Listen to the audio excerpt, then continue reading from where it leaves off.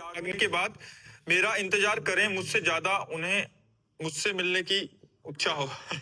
चाह तो बहुत जोर की है। खूब तपस्या और भजन,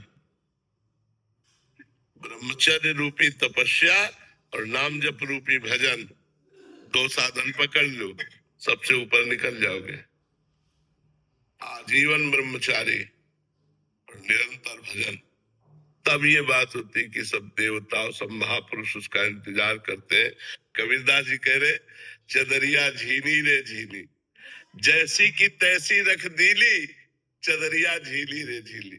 जैसी हमें दी थी वैसे ही वापस कर दिया, प्रयोग नहीं किया, गंदा नहीं किया, तब वो महापुरुष होता है, तब उसका सब देवता और अभिनंदन करते हैं।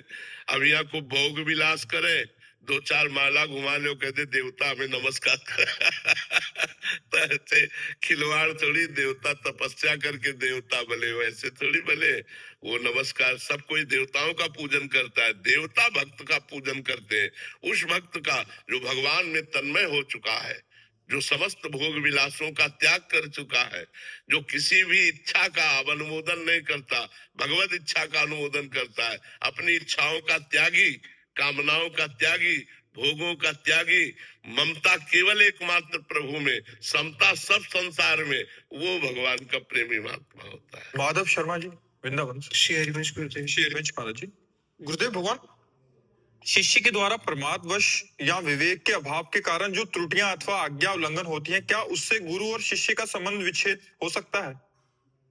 नहीं, संबंध विच्छेद नहीं हो सकता, लेकिन कृपा का अनुभव नहीं होगा। कृपा का अनुभव नहीं होगा, गुरु कृपा का अनुभव नहीं होगा। वो अनुभव तभी होगा जब इन छिद्रों को बंद करे, इन दोषों का त्याग करे।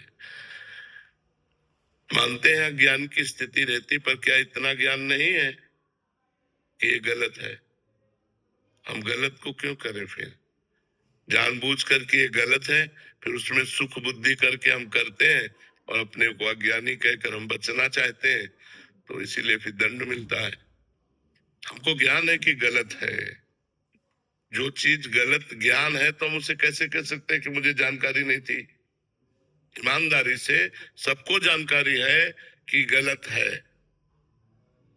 जो चीज गलत है वो गलत है, उसे जब जानते हो तो उसे त्याग दो, नहीं त्यागोगे तो दंडनीय अपराध है।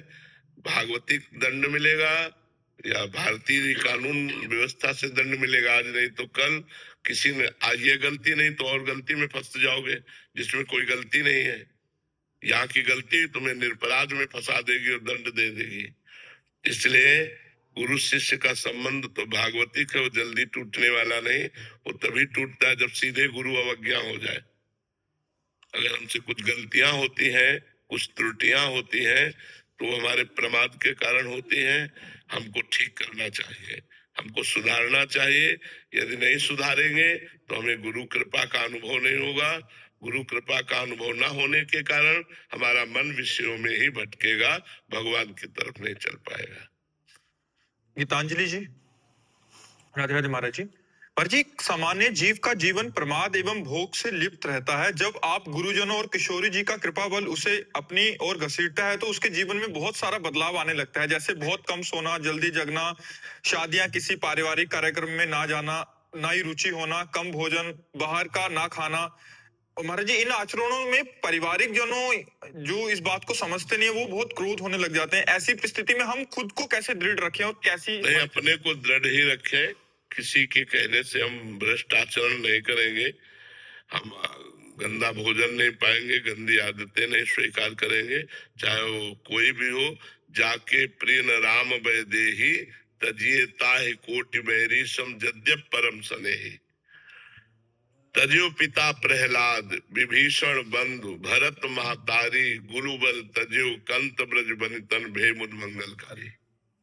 परमार्थ के लिए हम सबका त्याग कर सकते हैं। यदि कोई हमें जबरदस्ती भ्रष्ट आचरण कराना चाहे, भ्रष्ट भोजन पवाना चाहे, तो हम नहीं कर सकते। भले उससे संबंध टूट जाए, वो नाराज होता रहे, मौन रहेंगे, चुपचाप सुनेंगे, लेकिन करेंगे वही जो हमें परमार्थ में करना है। हम अपने विरुद्ध आचरण नहीं कर सकते, धर्म के विरुद्ध आचरण नहीं कर सकते। अगर वो नाराज होते हैं तो उनकी नाराजगी हम सह लेंगे, हम सुन लेंगे, लेकिन करेंगे अपने।